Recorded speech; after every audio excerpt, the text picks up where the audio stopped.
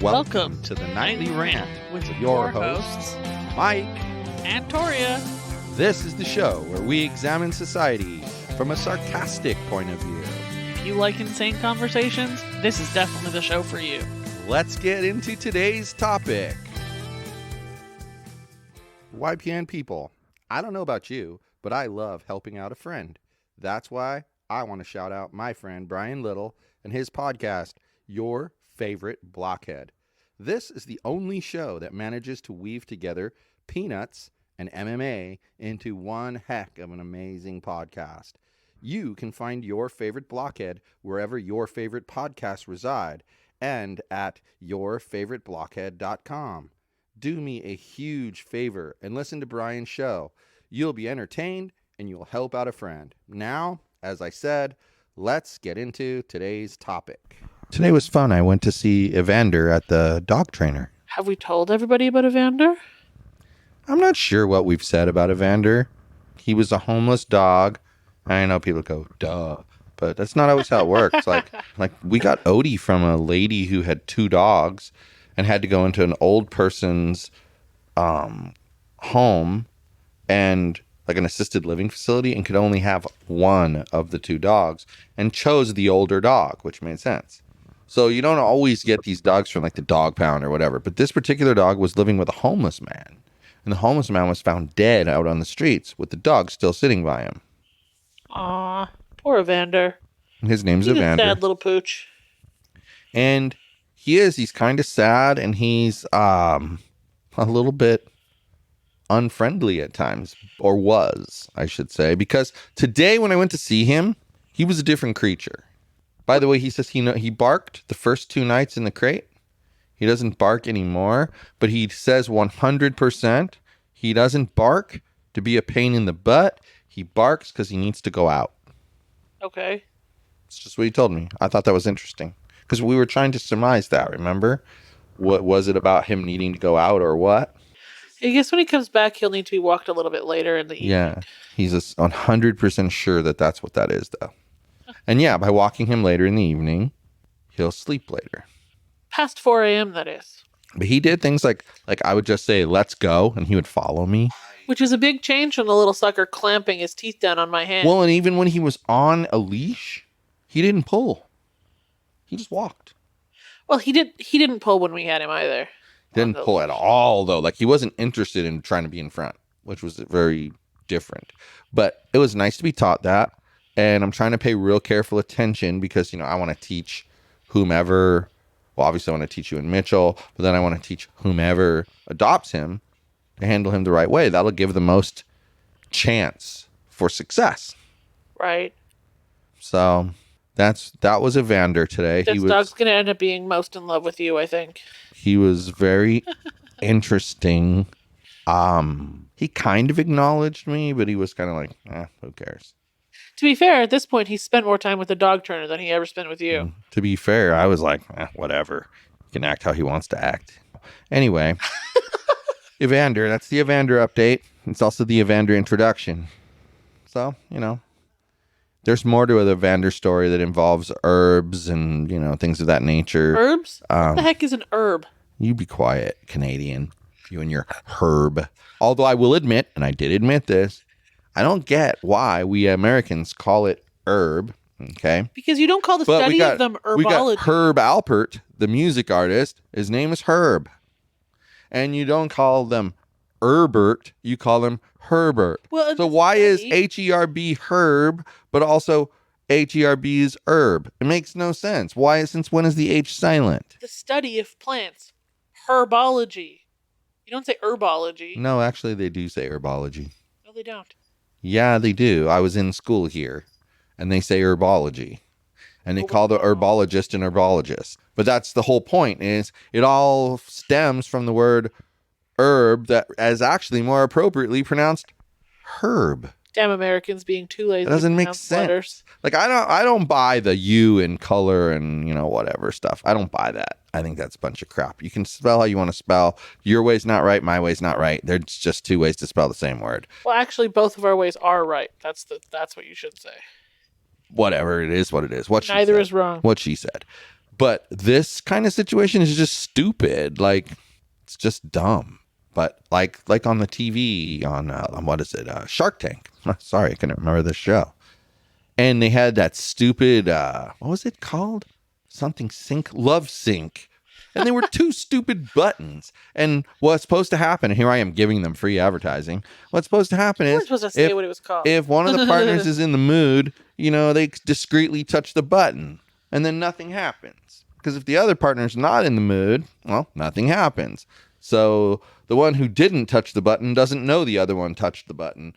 But what I find flawed about that is the person who did touch the button knows the other person didn't touch the button. So you're still giving it away. How would that change the one person being in the mood and pressing the button, or the one person being in the mood and then touching Well, the they button? were kind of trying to say that Avoid rejection. There's no hard feelings, no hurt feelings. But of course there is.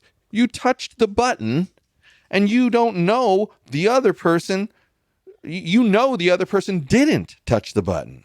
But the other person doesn't know that you touched the button because they didn't touch the button. So as far as they're concerned, nobody touched the button.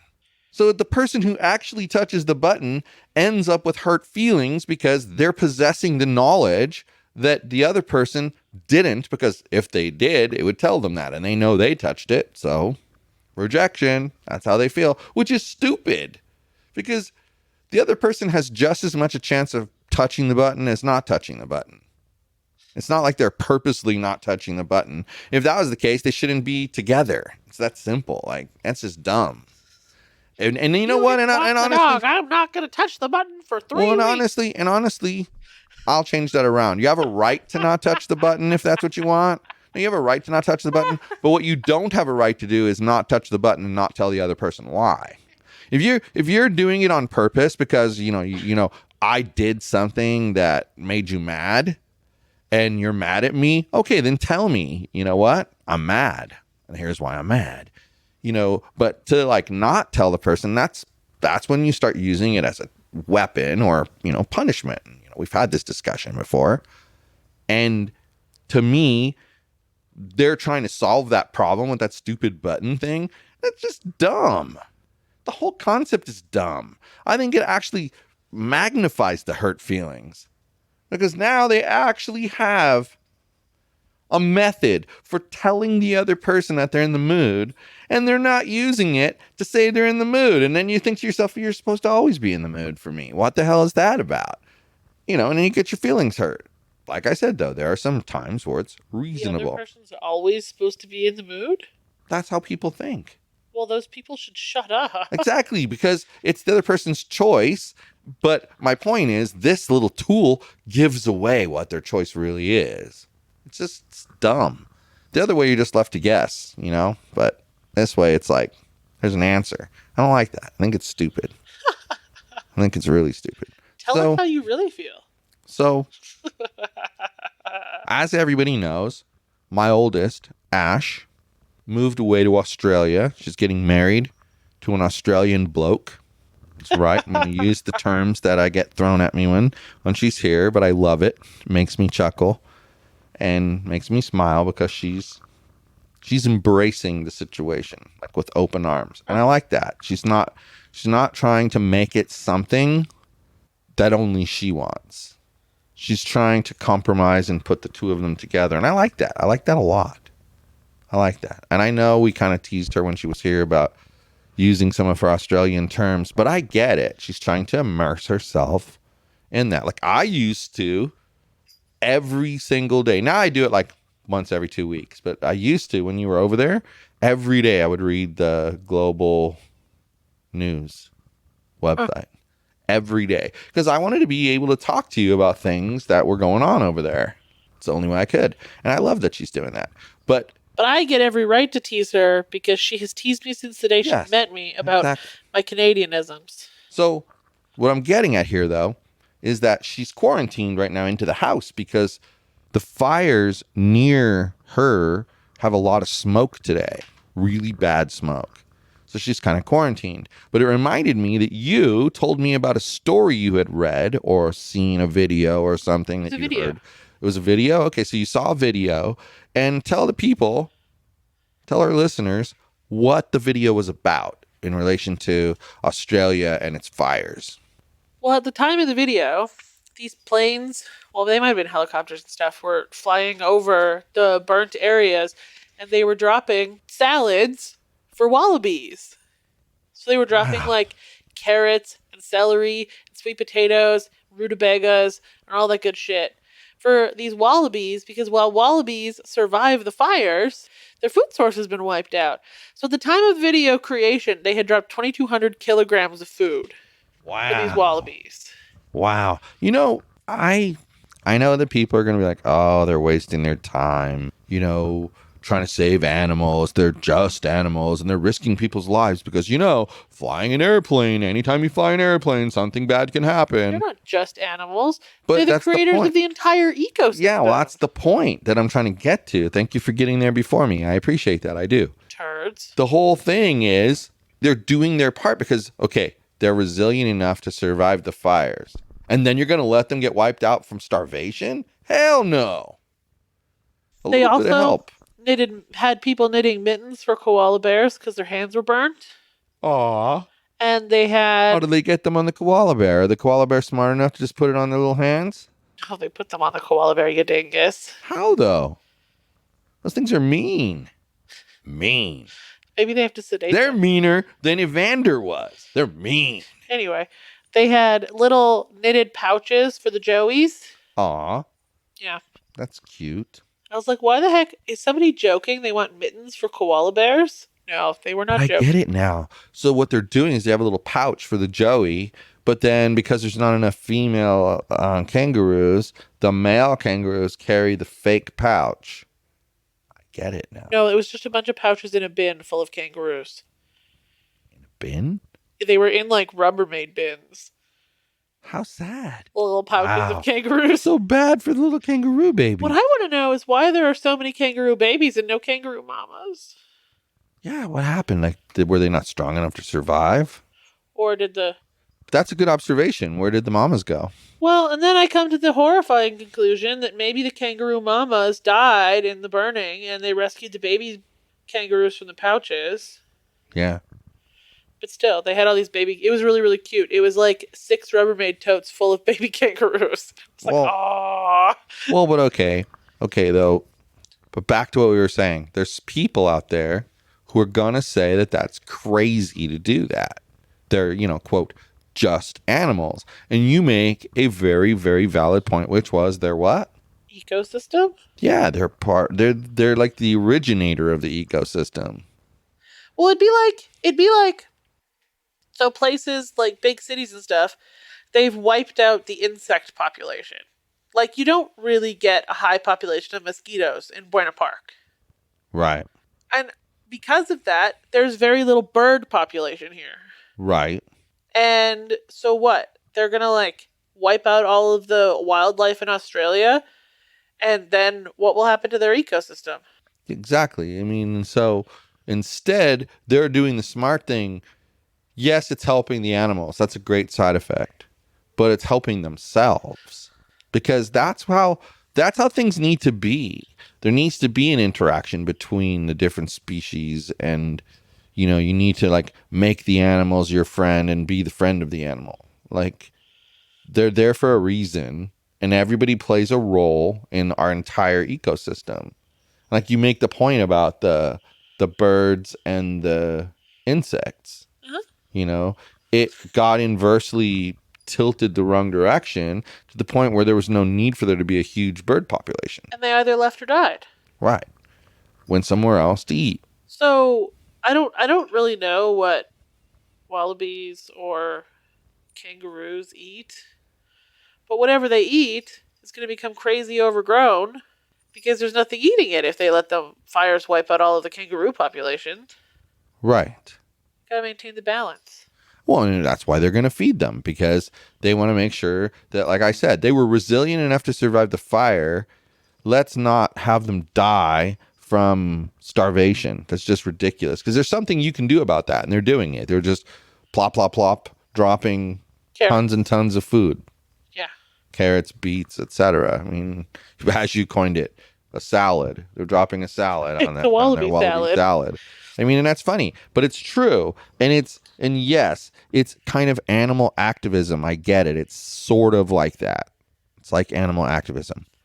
But beyond that, it's human activism because they're understanding that they don't want to tip the ecosystem the wrong way because it could also kill off the humans. Come on now. If 500,000 people were killed because of wildfires in an area, the rest of the world would send aid. So what the hell is the difference? People are animals. These are animals. How about we just be freaking nice to them because their homes just burned down? And that's what I'm saying. We all have to learn that we need to interact with one another in a kind way and in a gentle way. And we need to understand that like we should be honest with each other. We should tell each other what we're thinking and feeling, but we shouldn't get so butthurt about stuff like that. We should understand that, oh, it's coming from a good place. Let's move forward. And I also think that with society, what they do is they're bothered by something, but they don't want to tell you. But that doesn't stop them from judging you for doing the thing. See? So like, maybe you have a habit that you like smack your lips when you eat. And so one of the most annoying habits in the world. Rather than tell you, hey man, it kind of bugs me, you smack your lips when you eat, they act like they're the better person and they continue to have dinner with you, but behind your back they talk shit about how you smack your lips. That's lame. You just need to be honest with somebody and not get other person shouldn't get butthurt if I say to them, hey, Torya, you smack your lips when you eat. You need to knock that off. Dude, back to Australia. Back to Australia. I just think that it's smart for those people to be taking care of the entire ecosystem because they shouldn't act like I'm superior, so therefore it'll never affect me. It's all interlinked, and of course it's going to affect you. Of course. Well, and at least Australians seem to be smart enough to know that. Exactly. And that impresses me. There's a lot of things that, in talking to my future son-in-law, that I'm tripped out on by the whole Australian culture. I am. It's neither bad nor good. It's just kind of weird to me. Like, what? I don't put my head around that. But then there's so many other things that I'm finding out like this that just impress the hell out of me. That people grasp that bigger picture that we don't seem to grasp here. Our problem here is we want everybody to have it their way. And that's probably a mostly good idea. As long as, in fact, it's not even a mostly good idea. It's a great idea, except here's the problem. In society today, we don't allow the flip side to also be false. So I disagree with you on this, so therefore I must disagree with you on that and that and that and that and that. It's not true. I only disagree with you on this. And our society isn't, I don't know what's happened. I don't want to say not advanced enough because they were, but somehow we've reverted to a society where everything offends us. Everything. And then what happens because of that is you stop telling people the truth because they're offended. Well, then when you stop telling people the truth, do you really have a friendship with that person if you can't even tell them the truth? And so on and so forth. So I think the Australian people impress me in that nature. And I just hope that these fires get more under control. Apparently, they're very much under control near Melbourne, where Ash is, but not so much in New South Wales. It's really bad there. So I hope it gets under control. We'll try to find the link to the video and drop it in the show notes. I'm sure I can find it. Even if I have to Google it, I'll find it. I'm sure if you just Google search wallaby salad, you'll find it. Yeah. Oh, you got that term from the video? No. Yeah, but if they didn't tag the video with that, then they suck. Yeah, true. But that's the thing, okay? That's the thing. One of the things that is like a new, I don't want to say technology, but it's kind of a new discovery, CBD. You know about CBD. Tell the people what you've used CBD for. Well, I put it on my dog bite from the other day when that jackass of an Evander bit me. You've used it on muscle aches? Yeah, we have that great roll-on. And you've used it on the dog and it's calmed him down. It especially calmed down Mr. Vicious. Yeah, like mellowed him out. Probably would be good for her. Well, you know what? If Mr. Vicious hadn't chewed up and eaten the entire bottle because he loved it so much, we could give some to her. But just, we really like these products that are available from our website, yogispodcastnetwork.com/CBD. You go there and try those products. They are amazing products and the purest CBD on the market. And that's the thing you have to be careful of.